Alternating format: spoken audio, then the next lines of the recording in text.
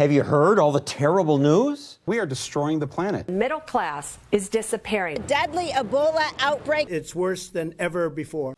And yet, the cover of my favorite magazine says the glass is not just half full, it's completely full. There is less war, more food. We live healthier and longer lives. Even work got good. Watching the news, everything's terrible. They're wrong. Reason editor, Katherine Mangu-Ward. We are absolutely wired to see a world in which things are bad. Evolution wired us that way. If you are a caveman who hears a little rustling in the weeds and you say, oh, it's probably fine, and the other guy says, it's probably a tiger, that's the guy who lives. That guy was our ancestor. This epidemic of mass shootings Threatening nuclear war. The media make us more afraid. This magazine cover gets TV hosts right. It is like their hair is on fire. Deadly outbreak of meningitis is getting more. But what's happening in real life? Steady improvement and often miracles. 3, 2, 1, go. Hi, buddy. Hi, Christopher. Hi, Christopher. Children get cochlear implants, and for the first time, they can hear. There are things that in another era would have caused the founding of an entire religion. We made 8 paraplegic patients walk again for the first time in a decade. Helping the lame to walk. We do this as a routine matter. Even food is better than ever. If I wasn't told that it wasn't meat, I wouldn't have known. These are people who want to make money by selling you a burger that didn't hurt a cow. What about this constant complaint from the media? The middle class is shrinking. Mostly it's because people are getting richer. People have moved up. There are more high-income people than ever before and fewer low-income households. Here's another Reason article that reveals what most other media don't report. Pestilence, war, famine, and death are all on the decline? You wouldn't know that watching news programs.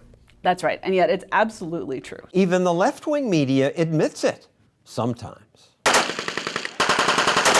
War is terrible, but over the past 70 years, there are fewer war-related deaths. There are fewer wars and fewer people die in those wars. Even with the rise of terrorism. Even with the rise of terrorism. You are lucky enough to live in a time where you have never been less likely to die that way. You are probably going to die of heart disease, frankly. But wait a second. The suicide rates are up 40% among white men. Lately, life expectancy dropped a bit. Still, overall, that is the tiniest blip. People are living longer, healthier lives.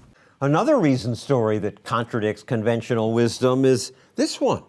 Work got good. All I hear is that work is terrible. If you watch the news, you would think absolutely everyone in America is currently laboring in an Amazon factory, like crying while they fill boxes. And that's just not, on average, what work actually looks like. It did once look like that. A couple hundred years ago, work was dangerous. It was very easy to die at work. And on top of that, work was extremely boring, even for people that had good jobs. Jobs are pretty interesting now, and they mostly don't kill you, and we should be grateful for that development.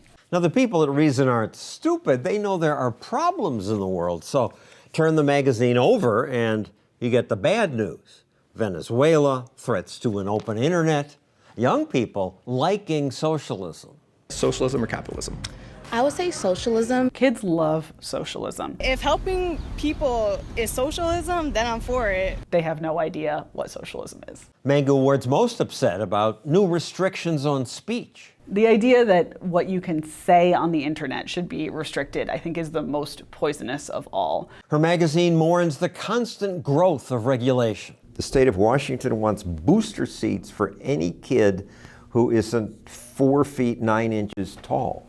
Parents could be fined or even, in some cases, imprisoned for failing to comply with these laws. A congressman wants to regulate speech.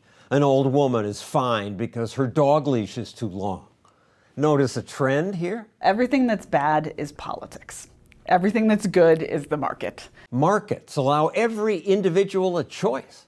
Politics forces everyone to obey whatever the majority voted for. One thing we try to do at Reason is describe why everyone should have less power over each other anywhere they can, because people are going to make mistakes and hurt each other. Better that they shouldn't do it with the force of the state behind them.